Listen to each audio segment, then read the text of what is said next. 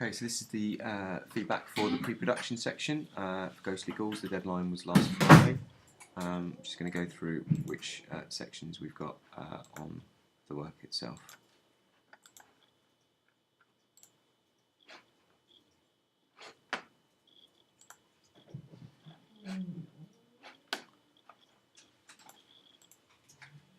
Okay, so under audience research, so we've got our trailer survey, we've got our magazine survey, and we've got our poster survey. So these are done. It looks like we've got 10 questions. One thing that's interesting is you can see that no one's actually filled in the trailer survey. So that's quite telling, because that obviously comes up on the thing itself. On the trailer analysis, that's good. So we've got our comments on there, and you've put this on. Okay, so this is looking a lot more like there's some actual work content in here as well. Good, this is lovely, I like this, and you've done like a kind of comments on that section, so very good. Nina, you've actually got this stuff on there. We've got our qualitative feedback looking at WhatsApp, very good, and our results here from all these graphs. Good, probably need a conclusion, just like you've done there. We'll need a conclusion to what you've learned from this subsection of just looking at the post magazine, and then the same thing here. So looking at our model once again of the website we want to be looking at here. So we go to audience research. So as you can see at the bottom here, they've done conclusions for the whole thing, and it's a substantial section.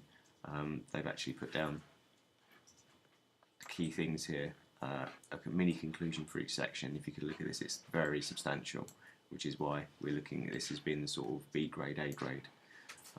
There's at least 3 paragraphs that go into quite a lot of detail.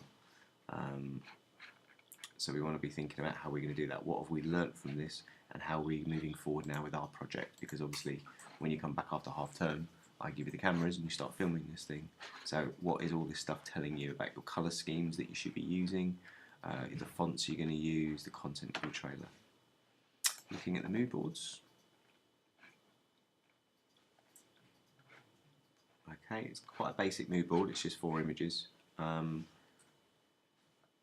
Not really full, so again I wouldn't consider that to be a mood board. I'd consider that to be a mood board. I'd also expect you by now to be using ThingLink, to be putting dots over it and some sort of commentation, and if you can see here as well, some form of commentary. That's not just 3 images and nothing, we need to have more of this stuff in here as well. So again, with 2 weeks to produce it, I'd expect more than that. This is better, so we've got these kind of red connotations, good. Yep, that's nice, and you've edited it in that way. Yep, okay, good. I think we could probably do more with this because it looks quite empty. This is good as well, you've done the locations. So it looks like we've just got one location, which is a cabin and woods. I'd say for the 3 minutes, you know, what about a room, a particular room in the cabin? That might be useful. So just looking at this, if we compare it to what I'm marking you against, which is, again, last year's stuff, you can see the set design is far more detailed than just 3 locations. Yeah, it's talking about things like the blood effects, the corridors, all the stuff that we've looked at, and you can see there's quite a lot of kind of justification. What yours is missing is the justification of where this stuff is coming from. So what films are influencing this? So again, looking at the section based upon the presentation, the detail, I'd probably say we're looking at the D-, because it is quite minimal if you compare it to what an A grade looks like. You can see it's very minimal. There's no trailers in yours of showing me where you've got it from, and there's no explanation of how this relates to this. Again, they've also done these mood boards based upon the themes and the subtext, the underlying message. There's a props mood board here. Again, a lot of yours is missing. A costume mood, or if you look at their costume mood board and the detail they've put in. There's also typography, and all this stuff is missing. That's why this is an A grade, and again, they had 4 students in their team as well. So I'd say at the moment for the mood boards we're looking probably at the D- for that one, because there's just not much in it. If we look through now at the magazine drafting, where there aren't any.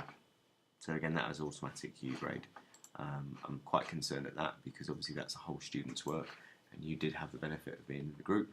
That should now look like this, where I've got my examples of existing texts. They've been annotated in some way, either on ThingLink or just a comment underneath. and then you can see there's their designs and the comments on their designs. There's their digital designs, and there's their development of the work across all 4 of them, as well as influences on what they've done. These come from the makeup tests that we're doing today. So there's a considerable amount of work missing on there, as you can tell, 4.5 hours in fact. If we look at the drafting for the posters, okay, this is better now. We've actually got some content here. So not quite as much detail as the A grade example, there needs to be more. Okay, again, drawing on lined paper, not really great. Not really sure why there's all this empty space at the bottom, because these posters definitely don't look like that. Yeah, these posters here don't have that. So we've not noticed things like the building block that's up there. To be fair, if I was going to mark that, I mean, how long did it take to do that? I would say it didn't take, you know, the hour of the 4 to do. That looks very rushed to me. The digital drafts are better. I think you need to go back and redo those, to be honest. That could be presented a lot nicer than just having it like that, because it doesn't actually look like a building block at all. It's kind of purposeless. That's a building block. It doesn't talk about the font, and you can't really show the font needed for that. Okay, this is nicer. Poster inspiration. Right, so I see what you've done there. You've put the magazines and the posters on the same one. Okay, this is good. Yeah, this is better. This looks like you've actually drawn it and taken some care in it now. Okay, yep. And we can see that's been laid out like that. That's better. Okay. Still think there's quite a lot more that could be done if we compare it to, again, the A grade, particularly in terms of the detail of the posters. It's very difficult to see what's going on. Also, these things here are kind of like the colour mood boards to show the connotation. So again, I'm always going to take you back to this group here, which are jump scare. You want to be comparing what you've done to what they've done. Okay. But it does seem to be more detailed than it looked like a little while ago. What I would suggest is when you're labelling up your blog, you don't want to fall into the trap of this, because if the moderator clicks on that in the summer and goes, oh, there's nothing there, that's down to you. If you get the marks taken off because you've labelled up your thing wrong, what I would do is I'd get rid of that page to make it very clear that that's not what's going on here. Okay, camera training techniques. So this is nice. Let's have a quick look through. We've got titles. Okay, that's interesting. What we don't have in here is the comments on why you would use these shots in your idea. So we know what that is, we know what a tilt shot does, but why would you want to use it? What effect does it have? What scenes would you want to use it on? Yeah. So again, there needs to be a little bit more on that in terms of what's going on. So again, who would you use these shots on? What I suggest is you add these onto this section here and just write some stuff next to it on the bits that have been missed. So if we go to production and we look at their video shots,